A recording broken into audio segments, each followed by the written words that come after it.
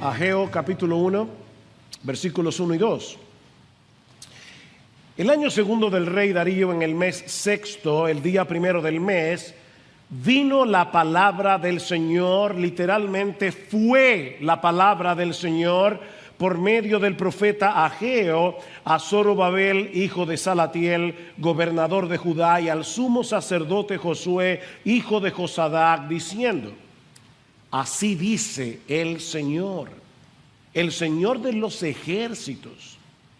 Este pueblo dice: no ha llegado el tiempo de que la casa del Señor sea reedificada. Tal como se ha estado anunciando, en la mañana de hoy vamos a comenzar a estudiar este libro, el libro de Ageo, uno de los últimos libros del Antiguo Testamento.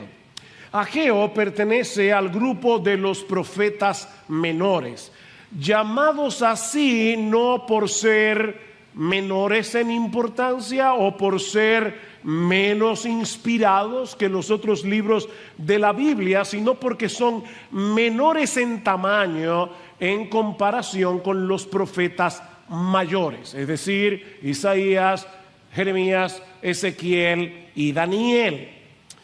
Lamentablemente, hermanos, y Marcos decía algo de esto al inicio del culto, muchos creyentes descuidan la lectura de estos libros. No es común escuchar a un cristiano decir que Sofonías es uno de los libros favoritos de la Biblia, o que está haciendo un estudio profundo y exhaustivo del libro de Nahum o del profeta Amós. De hecho, mis hermanos, no es común que en las iglesias se predique una serie expositiva en uno de los libros de los profetas menores, a no ser, obviamente, el libro de Jonás o de Habacuc, tal vez de Malaquías, pero mis hermanos, no es común. Sin embargo, la realidad es que toda la Escritura es inspirada por Dios, dice Pablo en 2 Timoteo capítulo 3, versículo 16, y por lo tanto toda la Escritura es útil para enseñar, para corregir, para redarguir, para instruir en justicia, a fin de que el hombre de Dios sea perfecto, sea maduro, sea completo y esté enteramente preparado para toda buena obra. Y Pablo dice en Romanos capítulo 15, versículo 4, que las cosas que antes se escribieron para nuestra enseñanza se escribieron, a fin de que por la consolación de las Escrituras tengamos esperanza. Mis hermanos, la Biblia no es un mero recuento de las palabras que Dios habló para un pasado distante. No, la palabra de Dios es viva, la palabra de Dios es eficaz y es más cortante que toda espada de doble filo. Mis hermanos, este libro está vivo. Y su vida, la vida de este libro, palpita en cada una de sus páginas, desde Génesis hasta Apocalipsis, porque toda la Escritura es inspirada por Dios. Y este libro en particular, que vamos a comenzar a exponer en el día de hoy, es de suprema importancia para el pueblo de Dios de todas las edades, de todas las épocas, porque este libro, mis hermanos, es un llamado que vino de parte de Dios, directamente de Dios, un llamado a sacudirnos de la apatía espiritual, un llamado a trabajar con esperanza, con energía para la expansión del reino de Dios. Y es mi anhelo y oración, y yo sé que ha sido la oración de muchos de ustedes aquí en la iglesia, pero es nuestro anhelo y oración que Dios use esta serie de mensajes para avivar nuestras almas. Mis hermanos, que Dios obre entre nosotros, que el Espíritu Santo hable a cada uno de nosotros en estos próximos domingos a través de estas palabras que el mismo Espíritu inspiró hace cientos de años atrás, pero que siguen tan vivas y tan eficaces como el primer día que Ageo las habló. Pero antes de pasar a considerar el contenido de este libro, veamos en primer lugar su contexto histórico. Algo que podemos decir de prácticamente todos los libros de la Biblia, tal vez con la excepción del libro de Proverbios o de Cantar de los Cantares, es que necesitamos un contexto, el contexto histórico, para poder entender qué fue lo que Dios habló hace cientos de años atrás, para entonces poder entender qué es lo que Él nos está hablando a nosotros en el día de hoy. Ageo es uno de los profetas que ministró a la nación de Israel luego del exilio babilónico. Pastor, ¿y qué es eso? Veo que hay muchas visitas aquí, déjenme explicar un poco de qué se trata esto. Dios había estado llamando a su pueblo a que se arrepintieran de sus pecados, a que se volvieran a Él a través de todos sus profetas, pero ellos decidieron cerrar su corazón a la voz de Dios hasta que fue demasiado tarde. En el año 586 antes de Cristo, Nabucodonosor, rey de Babilonia, destruyó la ciudad de Jerusalén, arrasó con el templo y una gran cantidad de judíos fueron deportados, fueron al exilio en Babilonia, que era la potencia militar de aquellos días.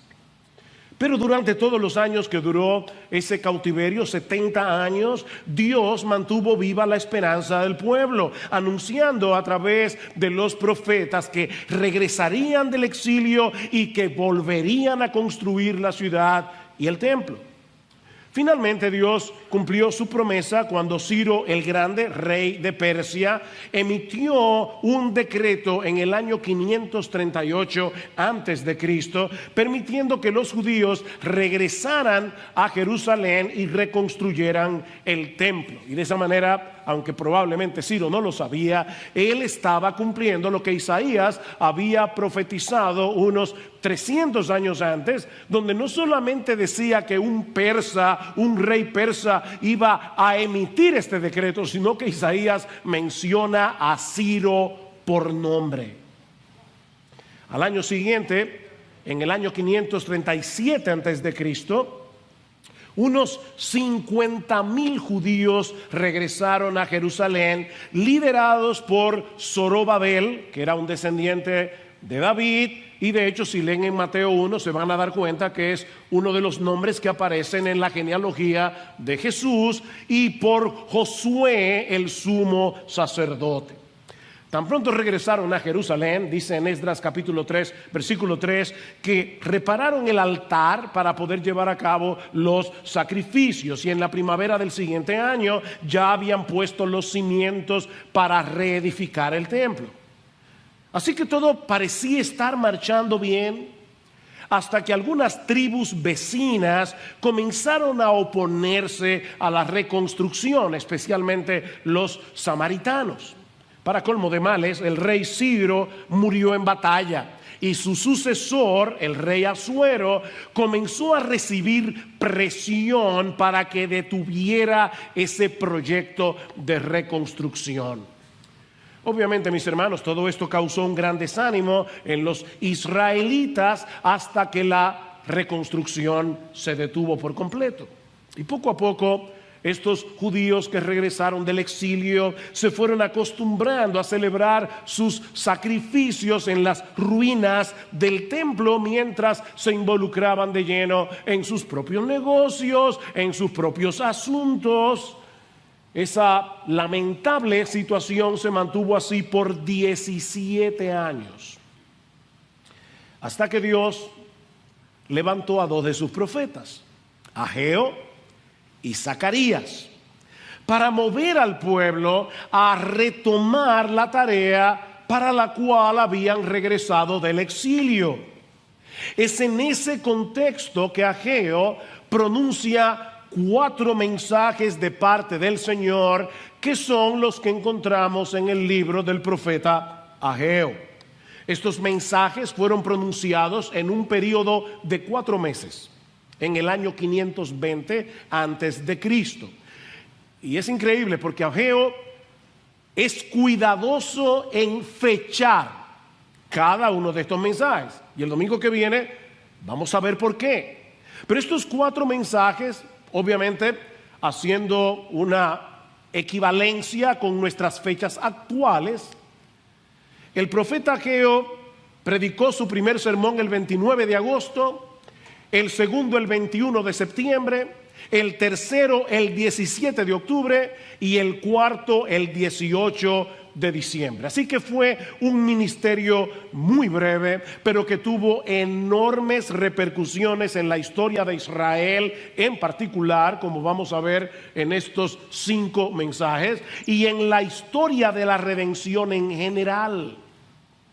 Dios estaba despertando a su pueblo de su apatía espiritual por medio de su palabra. Mis hermanos, la palabra de Dios juega un papel protagónico en el libro de Ageo. Tanto así que en estos 38 versículos del libro, 15 en el primero, 23 en el capítulo segundo, Ageo menciona 23 veces expresiones como estas. Vino la palabra del Señor. Así dice el Señor de los ejércitos. Declara el Señor. Dice el Señor. O Ageo, mensajero del Señor. Mis hermanos, no es la opinión de Ageo la que encontramos en este libro. Es Dios mismo el que se está acercando a su pueblo por medio de su palabra para despertar sus corazones y traerlos de vuelta hacia Él. Lo mismo que hace Dios cada domingo cuando su pueblo se congrega para adorarle. Dios se hace presente en medio nuestro a través de su palabra. Dios obra en nuestros corazones a través de su palabra. Dios convierte a los incrédulos a través de su palabra. Dios santifica y despierta a los creyentes a través de su palabra. Él mismo ha dicho por medio de Isaías que la palabra que sale de su boca no volverá a él vacía, sino que hará lo que yo quiero, dice Dios, y será prosperada en aquello para que la envié. Mis hermanos, mientras la palabra del Señor sea fielmente predicada en una iglesia, el Espíritu Santo la va a usar para salvar a los pecadores, para santificar a los creyentes. De manera, mi amado hermano, que si tú has estado pasando por un tiempo de sequía espiritual, hay esperanza para ti. Óyeme, tal vez tú viniste hoy en la mañana a la iglesia con un corazón frío como un hielo. Y mientras cantábamos, tu mente estaba en otra cosa. Pero hay esperanza para ti. ¿Tú eres creyente? Hay esperanza para ti siempre que te expongas a la palabra de Dios y le creas a Dios que habla por su palabra. Eso fue lo que sucedió en los días de Ageo. No quiero adelantarme, pero lean conmigo los versículos 13 al 15. ¿Qué pasó cuando Ageo comenzó a predicar? Dice en el versículo 13 del capítulo 1, entonces Ageo, mensajero del Señor, por mandato del Señor, ven el énfasis, habló al pueblo diciendo, yo estoy con vosotros, declara el Señor. Y despertó el Señor el espíritu de Zorobabel, hijo de Salatiel, gobernador de Judá, y el espíritu del sumo sacerdote Josué, hijo de Josadac, y el espíritu de todo el remanente del pueblo. Y vinieron y comenzaron la obra en la casa del Señor de los ejércitos, su Dios, el día 24 del mes sexto, en el año segundo del rey Darío. ¿Cuándo fue que Ageo comenzó a predicar? El día primero del mes sexto. ¿Y cuándo fue que retomaron la labor de reconstrucción? El día 24 de ese mismo mes. ¿Cuántos años tenían ellos con la labor detenida? 17 años. Y en 23 días, la palabra de Dios transformó esa nación. Lo que no hicieron en 17 años, comenzaron a hacerlo en 23 días. ¿Saben por qué? Porque vino la palabra del Señor por medio del profeta Ageo. Esta palabra es viva y eficaz. Mis hermanos, nunca permitamos, y ahora estoy pensando en los más jóvenes de esta iglesia, de hecho en los más jóvenes, en los más jovencitos.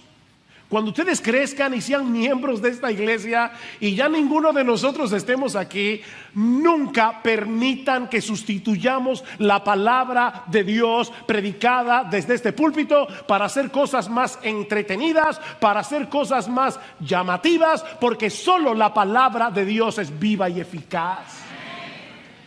Nunca permitamos que la palabra de Dios deje de ser central en esta iglesia, porque solo el Espíritu Santo puede traer un verdadero avivamiento en medio del pueblo de Dios, y Él lleva a cabo esa obra por medio de la palabra que Él mismo inspiró, su palabra. ¿Y cuál es el contenido de estos mensajes que Ageo predicó a la nación de Israel por mandato de Dios? Bueno, eso nos lleva a nuestro segundo encabezado. Ya vimos el contexto histórico del libro. Veamos ahora en segundo lugar su tema principal. Y ahora yo quiero que leamos de nuevo, no solamente el versículo 2, sino que vayamos hasta el 4 para poder tomar el contexto, aunque los versículos 3 y 4 lo veremos el domingo que viene. Así dice el Señor de los ejércitos. Este pueblo dice: no ha llegado el tiempo adecuado, el tiempo oportuno, el tiempo de que la casa del Señor sea reedificada. Entonces vino la palabra del Señor por medio del profeta Ageo diciendo: ¿es acaso tiempo para que vosotros habitéis en vuestras casas artesonadas, mientras esta casa está desolada? El contraste. Sus casas están muy bonitas, pero mi templo sigue en ruinas. Mis hermanos, el mensaje de Ageo no es nada complicado. Ustedes están más preocupados por sus casas que por la mía. Es más que evidente, les dice Dios, que mi templo no es una prioridad para ustedes. Sus prioridades están trastocadas. Es un mensaje bastante claro, ¿verdad? Lo que puede que no sea tan obvio para algunos es la importancia que tenía el templo para el pueblo de Israel en el antiguo pacto. Mis hermanos, no se confundan pensando que lo que le preocupaba a Dios es que no le construyeran un edificio, un monumento. Lo que está detrás de esta amonestación de Ageo es algo mucho más profundo. Tanto el tabernáculo durante el Éxodo y por muchos años en la historia de Israel, como luego el templo en el tiempo de Salomón, eran los lugares donde Dios manifestaba su gloria, donde Dios manifestaba su presencia especial en medio de su pueblo. En ambos lugares, Dios recreaba en cierto modo lo que Adán y Eva perdieron en el paraíso por causa del pecado. Esa relación de deleitosa comunión con el Dios vivo y verdadero. De hecho, algunos se preguntan por qué se dan tantos detalles de la construcción del tabernáculo o de la construcción del templo. Si ustedes leen con cuidado estos pasajes, van a encontrar bueyes, un mar de bronce, palmeras esculpidas, granadas. Y uno se pregunta, ¿y todo eso para qué servía? para recordarle al pueblo de Israel el huerto que ellos habían perdido, el paraíso perdido, para recordarles el jardín del Edén. Mis hermanos, me encanta cómo Dios describe en el libro de Éxodo, al principio, qué fue lo que sucedió cuando Él los rescató de la esclavitud en Egipto. Oigan lo que dice en Éxodo 19:4.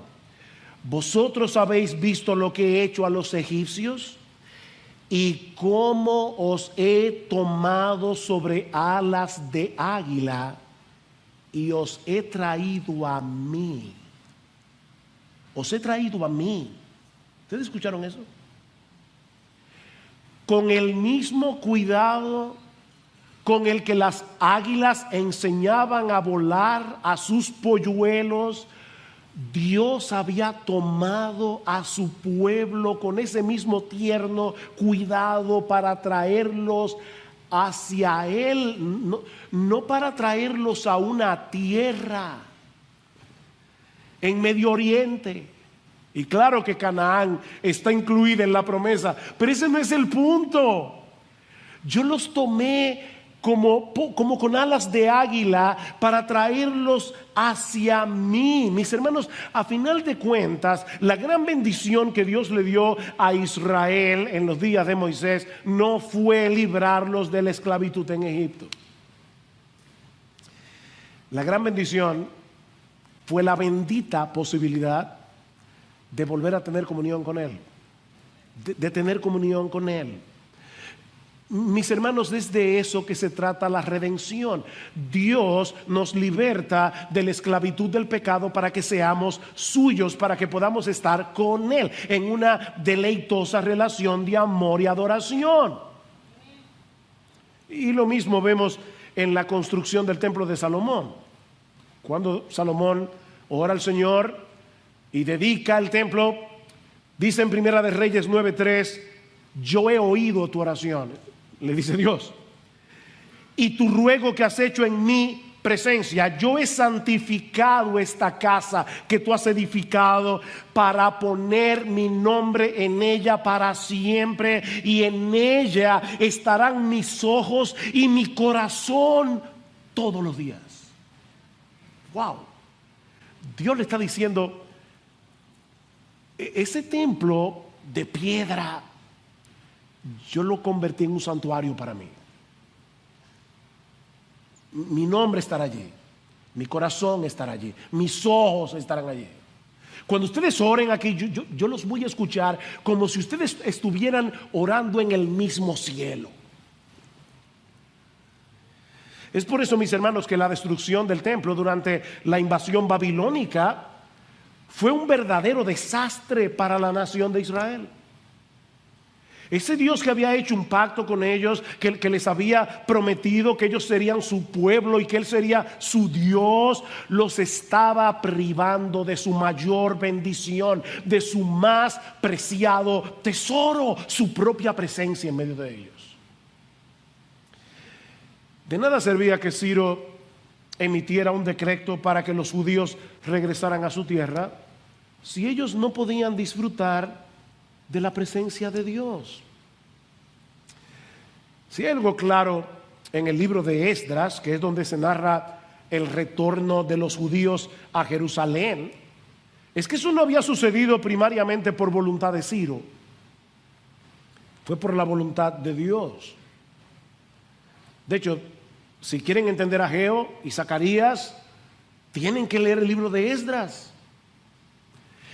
Y escuchen ahora cómo comienza el libro de Esdras. En el primer año de Ciro, rey de Persia, para que se cumpliera la palabra del Señor por boca de Jeremías, el Señor movió el espíritu de Ciro, rey de Persia, y éste hizo proclamar por todo su reino y también por escrito, diciendo: así dice Ciro, rey de Persia, el Señor, el Dios de los cielos, me ha dado todos los reinos de la tierra, y Él me ha designado para que le edifique una casa en Jerusalén que está en Judá.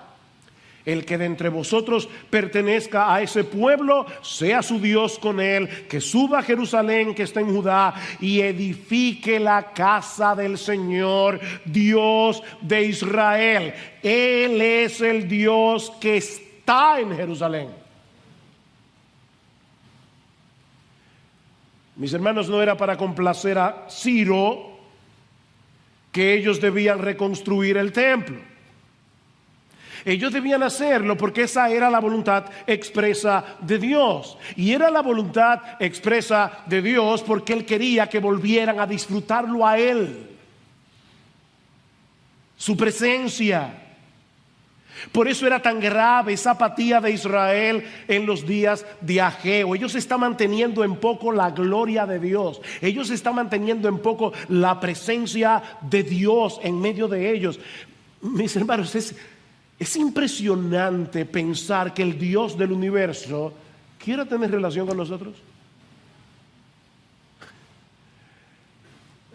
Dios quiere tener comunión con nosotros.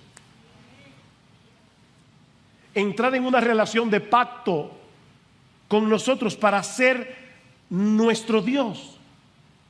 Y es una verdadera tragedia que caigamos en tal apatía que eso deje de sorprendernos. Déjame ver cómo yo te lo pongo. Yo le pedí al Señor esta mañana, por favor dame palabra. Hermanos, el Rey de los reyes, el Señor de los señores, el Creador de las galaxias, el que gobierna todas las cosas con la palabra de su poder, el Dios de toda gloria, el Dios inmenso, el Dios todopoderoso, perfecto en justicia, perfecto en santidad, el Dios omnipresente, el Dios omnipotente, el Dios omnisciente, hizo un pacto con nosotros para ser nuestro Dios y para que nosotros seamos su pueblo. ¿Quién entiende eso? De hecho, es interesante notar que el nombre de Yahvé o Jehová, o como lo traduce la Biblia de las Américas, Señor, ustedes se van a dar cuenta que es Yahvé porque en la Biblia de las Américas tiene todas las letras en mayúscula. Ese nombre aparece 32 veces en los 38 versículos de Ageo. El Dios del pacto, Yahvé. 32 veces en 38 versículos Dios se refiere a sí mismo como Yahvé, Jehová. Yo soy el Dios del pacto. Mis hermanos, el énfasis es evidente. El Dios del pacto ha dejado de ser vuestra prioridad. Es lo que Ageo les está diciendo. Y cuando eso sucede, hacemos un terrible intercambio. Sustituimos al Creador por las criaturas. Me llamó poderosamente la atención esta semana. Estaba leyendo otra cosa y me topé con esta descripción de cuál es el proceso que ocurre dentro de nosotros cuando somos tentados. Escuchen esto. Con irresistible poder, dice este autor, el deseo se apodera de la carne. No importa si se trata del deseo sexual o de ambición o vanidad o deseo de venganza o amor por la fama y por el poder o codicia por el dinero. El punto es que el gozo en Dios se extingue en nosotros y buscamos todo nuestro gozo en la criatura. Y ahora escuchen. En ese momento Dios es completamente irreal para nosotros, pierde toda realidad y solo el deseo por la criatura es real. Satanás no nos llena de odio hacia Dios, sino de olvido de Dios. ¿Vieron eso? Dios se vuelve irreal. comienza a ser un concepto teológico, pero deja de ser una persona con la que nosotros podemos tener relación. Eso era lo que estaba sucediendo con estos israelitas en los días de Ageo. Ellos estaban tan inmersos en su propio mundo que no tenían tiempo, ni recursos, ni energías para ocuparse de su relación personal con Dios. Cada vez que piensen en el templo, no olviden de qué se trata el templo. No tenemos tiempo para estar con Dios. No tenemos tiempo para buscar su gloria. No tenemos tiempo para la expansión de su reino. Y por supuesto, ellos tenían una buena excusa. Este pueblo dice, y Dios lo había oído, no ha llegado el tiempo. Y obviamente es el tiempo oportuno, el tiempo adecuado. Tenían una buena excusa. No es el momento más oportuno. Es impresionante, ¿verdad, hermanos? Cómo el pecado que mora en nosotros nos mueve a convencernos de que nosotros tenemos una buena razón para no obedecer a Dios. El pecado nos engaña, nos seduce. El pecado es una especie de locura, al final de cuentas. No es el momento oportuno para yo levantarme temprano a buscar al Señor en su palabra por medio de la oración. No es el momento oportuno para venir a congregarme con el pueblo de Dios en el día del Señor. No se dejen de congregar como algunos tienen por costumbre. No, es que este no es el momento. No es el momento oportuno para poner mis dones en operación en medio de su iglesia para beneficio de otros creyentes. No es el momento oportuno para ser generoso en mis ofrendas para que la obra de Dios se siga expandiendo. Nunca es el momento oportuno. Pero Dios, que nos conoce infinitamente mejor que lo que nosotros nos conocemos a nosotros mismos y que nos ama tiernamente, nos llama a recapacitar. Reflexiona, mi hijo. Miren, déjenme decirle algo de antemano. Dios no necesita nuestros dones, Dios no necesita nuestro dinero, Dios no necesita nuestro tiempo, Dios no necesita nada de nosotros. Cuando Él nos llama a venir a Él, cuando Él nos llama a servirle, cuando Él nos llama a congregarnos, es para tu bien y el mío, no para Él. Él no nos necesita, no te necesita, ni a mí tampoco. Pero Él nos ama. Y Él dice, Dios mío, yo no quiero que tú hagas ese terrible intercambio de dejarme a mí, que soy el más glorioso de todos los seres, para adorar mis criaturas. Porque al final de cuentas ese trastueque de prioridad no es más que idolatría. Y la idolatría es destructiva.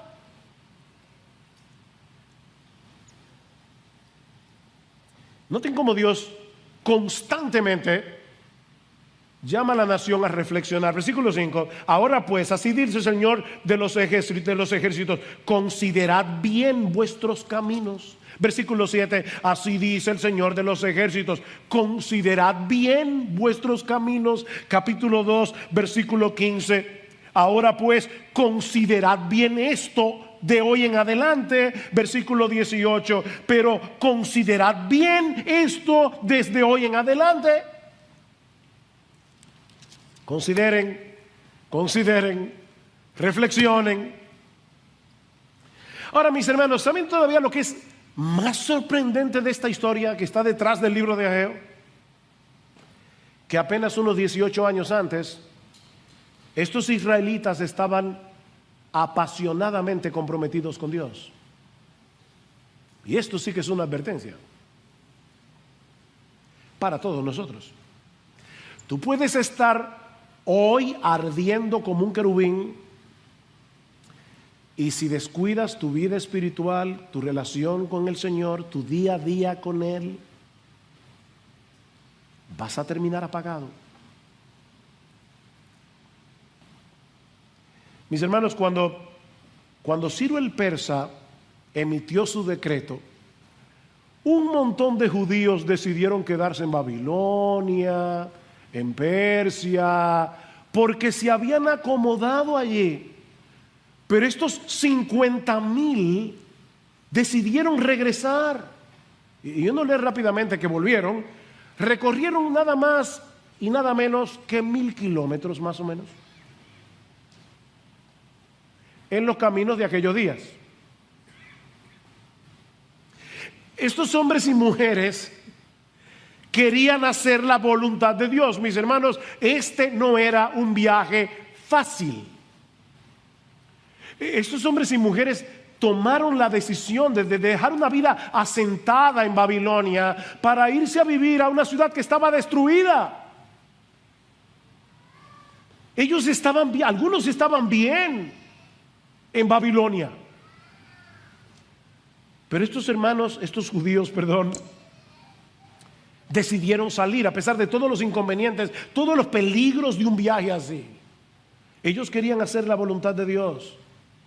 Dice en el libro de Esdras que lo primero que hicieron al llegar a Jerusalén fue tomar una ofrenda voluntaria para la reconstrucción del templo. 61,000 dracmas de oro, 5,000 minas de plata y 100 túnicas sacerdotales, dice en Esdras capítulo 2 versículo 69. Si eso no te sorprende mucho, déjame ponerte en el lenguaje actual. 50,000 judíos acaban de llegar un viaje de 1,000 kilómetros y lo primero que hacen es recoger una pequeña ofrenda, unas 13,200 onzas de oro, que al precio actual son más o menos 24 millones de dólares. Estos 50,000 judíos ofrendaron 24 millones de dólares para la reconstrucción del templo y 3 toneladas de plata y un montón de túnicas para los sacerdotes.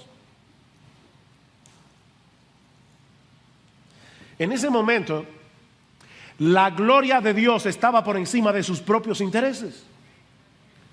Pero algo pasó en esos 18 años que apagó el fuego de su pasión por Dios. Ya ellos no podían decir como Isaías en el capítulo 26 versículo 8: tu nombre y tu memoria son el anhelo de mi alma. ¿Tú puedes decir eso? Señor, tu nombre y tu memoria son el anhelo de mi alma. ¿Ustedes se dan cuenta, mis hermanos, que no se trataba de un edificio?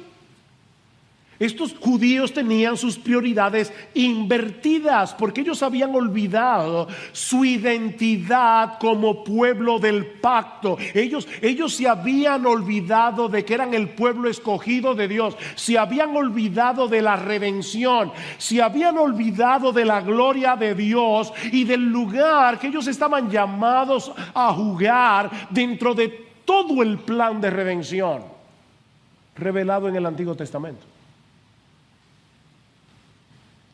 Más adelante vamos a llegar, si el Señor lo permite, y Cristo no ha venido antes, al capítulo 2, versículo 9.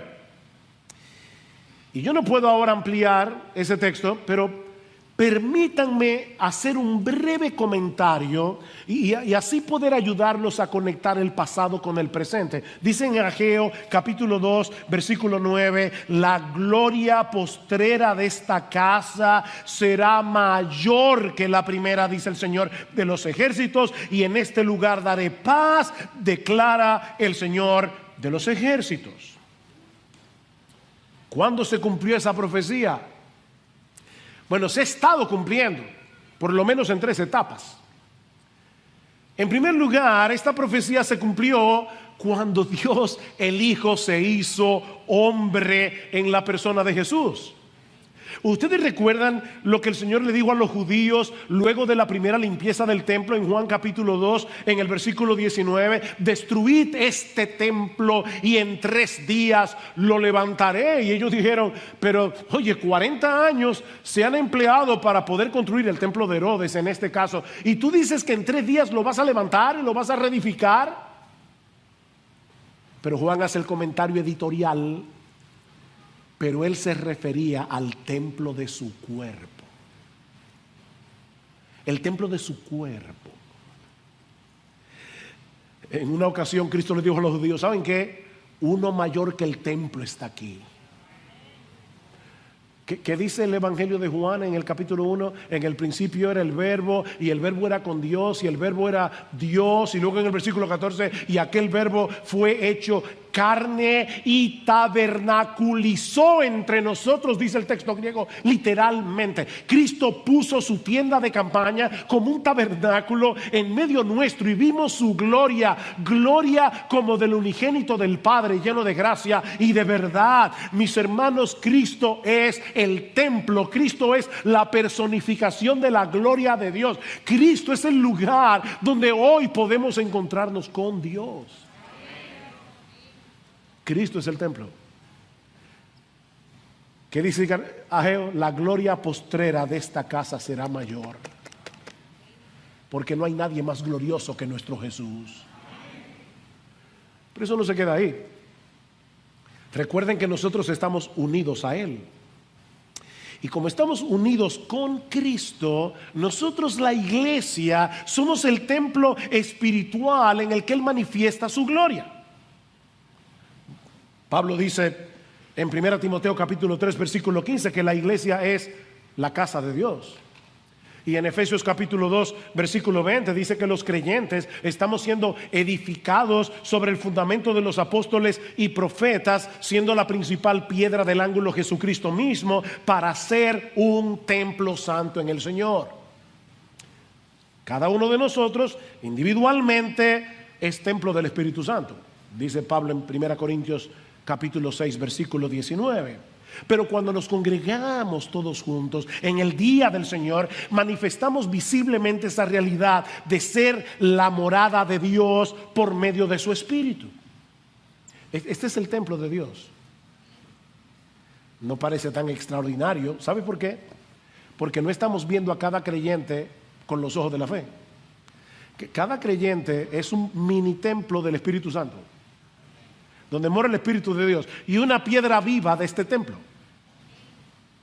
Es por eso que cuando Pablo concluye el capítulo 3 de la carta a los Efesios, termina con esta doxología: y aquel que es poderoso para hacer todas las cosas mucho más abundantemente de lo que pedimos o entendemos, según el poder que actúa en nosotros, a Él sea gloria en la iglesia, en Cristo Jesús, por todas las edades, por los siglos de los siglos. Amén. Aquí está la gloria de Dios, porque aquí están los redimidos del Cordero, comprados con la sangre de Cristo. Pero esta profecía de Ageo tendrá su cumplimiento final en los cielos nuevos y la nueva tierra, cuando el mundo entero será un gran santuario en el que la iglesia ya glorificada disfrutará de una deleitosa y perfecta comunión con Dios por los siglos de los siglos, como dice en Apocalipsis capítulos 21 y 22. Es por eso que la nueva Jerusalén tiene forma de cubo. Y algunos imaginan ya, porque leen Apocalipsis con una literalidad que no les permite ver lo que Juan está diciendo.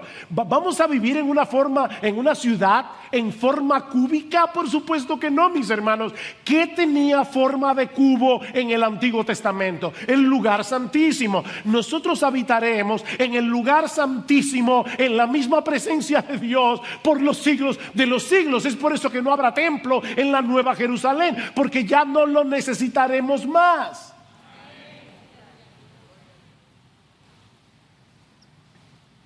Ese es el clímax de la historia redentora. Y mis hermanos, ese es el anhelo que debe dominar nuestros corazones, porque para eso fuimos salvados. Jesús no dio su vida en el Calvario simplemente para que vayamos al cielo o para que tengamos una vida que no termina nunca.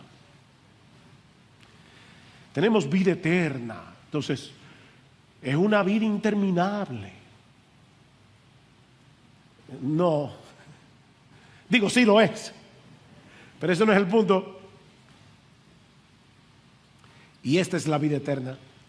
¿El qué? Que te conozcan a ti, el único Dios verdadero, y a Jesucristo, a quien has enviado. Cristo no define la vida eterna en relación de tiempo, la define en términos de comunión. Él derramó su sangre en la cruz para que podamos conocer al Dios vivo y verdadero, para volver a disfrutar de una deleitosa comunión con Él. Eso es estar verdaderamente vivos. Más adelante nosotros veremos lo que implica tener a Dios como prioridad ocupándonos de su casa. Porque muchos predican del libro de Ageo solamente para decirle a la iglesia: ofrenden para construir el edificio. Bueno, eso es parte, pero no es el asunto.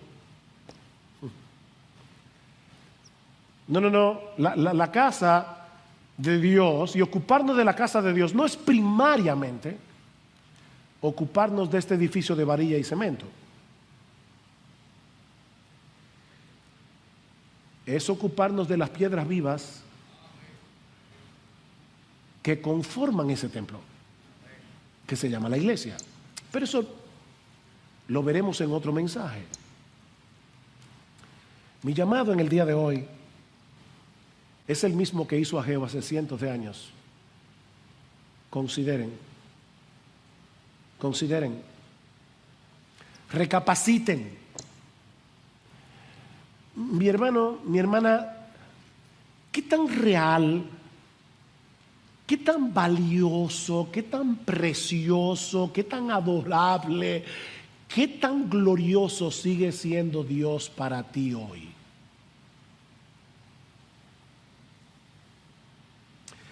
¿Todavía nos asombra el hecho de que Dios nos haya escogido para hacer de nosotros su templo? Los discípulos están tristes, Cristo les ha dicho que se va, y el Señor tiene que decirles: no se turbe vuestro corazón, creéis en Dios, creed también en mí, en la casa de mi Padre muchas moradas hay. Y ellos se quedan ahí pensando en esas moradas. Pero luego Cristo le dice en el versículo 23: el que me ama, mi palabra guardará, y mi Padre le amará, y vendremos a él y haremos morada con él. Miren, no se preocupen, en lo que ustedes llegan a aquellas moradas, ¿saben lo que yo voy a hacer? Yo voy a traer la morada a sus corazones. ¿Te asombra eso? Cristo vive en ti por su Espíritu. Somos templo del Espíritu Santo. Mis hermanos, con cuánta expectativa nosotros venimos cada domingo a congregarnos como iglesia para disfrutar de su presencia especial al escuchar su palabra. No nos emociona todavía la realidad de que por medio de Cristo hemos sido justificados, hemos sido santificados, hemos sido adoptados en la familia de la fe para que ahora Dios pueda ser nuestro Padre. ¿Te emociona eso? Que tú dices: Señor, y ahí está Dios el Padre escuchándote. ¿Sigue siendo su palabra más dulce que la miel y más preciosa que el oro? Miren, mis hermanos, nunca se acerquen a la lectura de la Biblia con ese espíritu legalista de tengo que leer la Biblia porque ese es mi deber. No, yo quiero leer la Biblia porque aquí es que están las promesas de Dios. Yo quiero leer la Biblia porque quiero entender mejor quién es Cristo. Yo quiero leer la Biblia porque aquí es donde se revela el diamante del Evangelio. Yo quiero leer la Biblia porque de lo contrario yo no puedo tener comunión con mi Padre. es a través de este libro.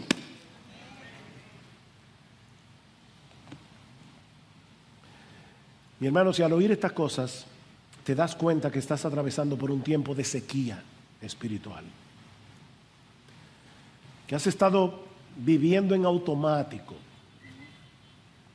que has estado tan distraído con las pequeñas cosas de tu pequeño reino,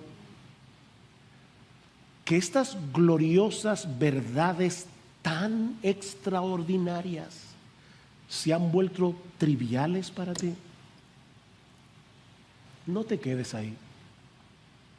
No te quedes ahí postrado, recordando con nostalgia ese fuego que ya no está.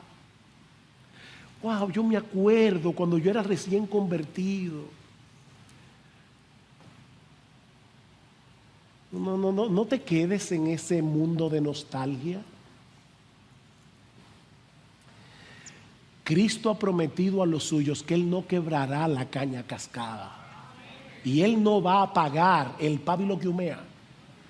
Aunque sea una llamita, Él vino a darnos vida y vida en abundancia. Mi hermano, mi hermana, pídele ahora en oración al Señor que vuelva a encender la llama de la pasión por Él. Pídeselo, apropiate de las palabras con las que Pablo ora por la iglesia en Éfeso. Que el Dios de nuestro Señor Jesucristo, el Padre de gloria, os dé espíritu de sabiduría y de revelación.